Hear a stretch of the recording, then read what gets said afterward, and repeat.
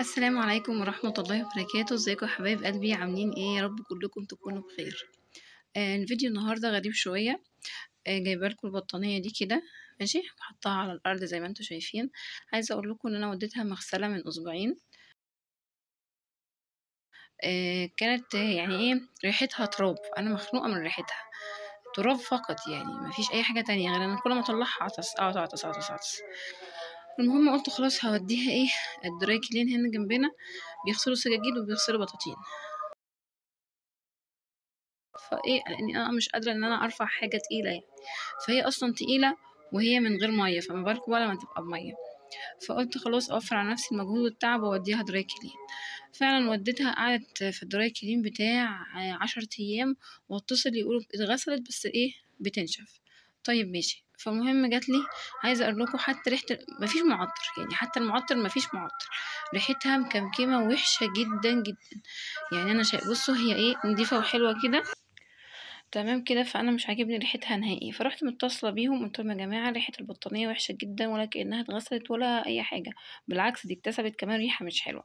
فقالوا لي والله احنا غاسلينها بكيسين اوكسي ومش عارفه ايه. كيسين اوكسي ازاي يا جماعه؟ ده انتوا لو حطيتوا فيها نقطه اوكسي الريحه هتظهر فيها.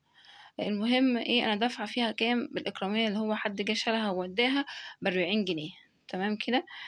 المهم رحت انا بنفسي وانا تعبانه، اقسم بالله ما كنت قادره اخد نفسي، رحت موديها الدراي كلين وايه، وسابوها عندهم بتاع 4 ايام. وكنت في شوار ومعديه ناحيتهم، فقالوا لي احنا خلصناها، حتى ايه مرضناش نحط لك معطر عشان تشم ريحه المنظف. اشمها اقسم بالله يا جماعه ما طلعت من الكيسه زي ما انا حطيتها في كيستها. رحت خدتها بالكيسه، اما روحت بقى شميتها برضو نفس الريحه، ما فيهاش حاجه اتغيرت ولا اتغسلت ولا اتفتحت اصلا. فاحتسبت فلوسي دي عند ربنا كده هو، بس انا بصراحه مش مسامحه، مش مسامحاهم في الفلوس اللي خدوها. وانا قلت لنفسي انا غلطانه وهاجي على نفسي، هعمل ايه؟ ما فيش غير كده. ده أنا يعني لو كنت بال40 جنيه دول جبت ب10 جنيه اوكسي، كانوا عملوا معايا 5 اكياس، كنت حطيتهم من غير معطر ولا اي حاجه، كانت هتبقى ريحه زي الفل. فانا هعاقب نفسي دلوقتي وهجيب الاوكسي بتاعي وهحط البانيو، اي نعم بانيو صغير وهي كبيره، بس هحاول بقى احطها فيها. بس في الاول كمان هحطها بميه ميه فاضيه خالص، علشان اشوف هي فعلا اتغسلت اصلا ولا لا. عشان لو طلعت ميه سودا هعرف انها ما اتغسلتش وفعلا اتنصب عليا في الموضوع ده، ومش هعمل عندهم حاجه تاني. ولو طلعت الميه نظيفه وزي الفل يبقى هي بقى ايه، يمكن عشان ما عندهمش شمس او حاجه فريحتها ما ريحتها بقت وحشه. ماشي، ويلا بينا نشوف هنعمل ايه. حبايبي سايباها كمان ميه اهي مفتوحه عليها، هنشوف الدنيا عامله ازاي. بصوا حبايبي كده الميه بتاعتها، الميه نضيفه نضيفة خالص، ماشي، ما فيهاش يعني ايه صراحة اي حاجة وحشة، فده بيدل ان هي فعلا اتغسلت. فانا في الحالة دي انا مش هغسلها، مش هحط اوكسي. بس هحط ايه، هحط ده كومفورت، ده جميل جدا وريحته حلوة قوي. الكيسة دي كانت تقريبا ب9 أو 10 جنيه، كانت من فتحة ده.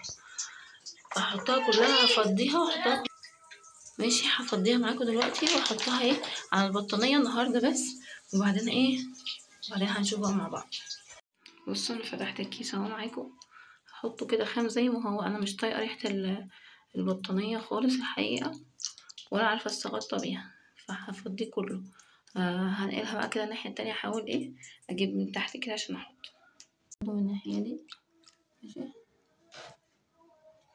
وانزل كده، ولا احاول اجيب من الناحيه دي كده. المهم الميه كلها يبقى فيها ايه، المعطر ده، والبطانيه كلها كده تبقى متعطره يعني، ماشي. المنظر ده كده، لان يعني مش قادرة اقولك ريحتها عاملة ازاي. لا يا حبيبتي مش حد قايم. عايزة اقولك دلوقتي الساعة كام، 6:30 الصبح، ماشي، وانا مش قادرة فيها وعندي بطاطين تانية وانا فاتحة، مش غسلاها وشايلها الصراحة، مش عايزة اطلعها، بتوسخ بسرعة وبتهد حيلي، فانا بطلع ايه البطاطين اللي لونها غامق. ادي كده خلاص فضينا ايه الكيس كله على البطانية. والله ما خسارة فيكي، هسيبها بقى ايه كل شوية اروح واجي عليها ادوس عليها برجليا، عشان برضو ايه المعطر يعني يتوغل جوه البطانية. وهصفيها برضو النهاردة واحطها ان شاء الله على الحمل النهاردة، عشان برضو ريحتها مكمكمش وريحة الكمكمة دي تروح. اهو كده ننزل ميه تانية. تمام، مش هشطفها بقى تاني، هسيبها تصفي كل الميه اللي فيها. دلوقتي خلاص بعد الظهر وسبتها واتعطلت جامد. اول ما هتصفي خالص يا اما احطها على الحبل هنا يا اما هطلعها على السطح فوق. بصوا يا حبايبي، اديني خلصت البطانيه اهي زي الفل. ريحتها مش قادره اقول لكم، نفس الدوني اللي انا حطاه. بقالها على الحبل بالظبط 10 ايام. هي كانت نشفت، بس الحروف كده هنا كده. كل ما اجي احصرها بقى بميه، متخيلين قد ايه يعني؟ تقعد اسبوع كامل تبقى ناشفه من كل حته الا ايه، الا الطراطيف اعصر فيها انا تنزل ميه. سبتها زي ما قلت لكم كده على الحبل لمده 10 ايام، كانت نشفت. وقلبتها بقى من جنبين لان دي طبقتين. عايزه اقول لكم تقريبا هي 12 كيلو، فاخدت بتاع 10 ايام على الحبل. خلاص دخلتها بقى النهارده اشم فيها. عارفين اللي انت بتشدي كده من بالقلب يعني، بتشدي كده شامه. بسم الله ما شاء الله، ريحه جميله، ريحه نظيفه، في فرق. فمعلش نعمل ايه بقى، مهما كنا تعبانين هو مش هنقدر نعتمد على حد، نعتمد على نفسنا. وفعلا موضوع الدراي كلين ده طلع اختراع فاشل، او يمكن انا اللي اتعرضت له مع حد فاشل. بس هي كانت كغسيل كانت نظيفه، لما غسلتها الميه بتاعتها كانت شفافه وزي الفل، لكن هي الريحه بس اللي كانت مش تمام. فانا كده الحمد لله خلصتها. اتمنى يكون الفيديو عجبكم، متنسوش بقى في اللايك والشير والاشتراك في القناه.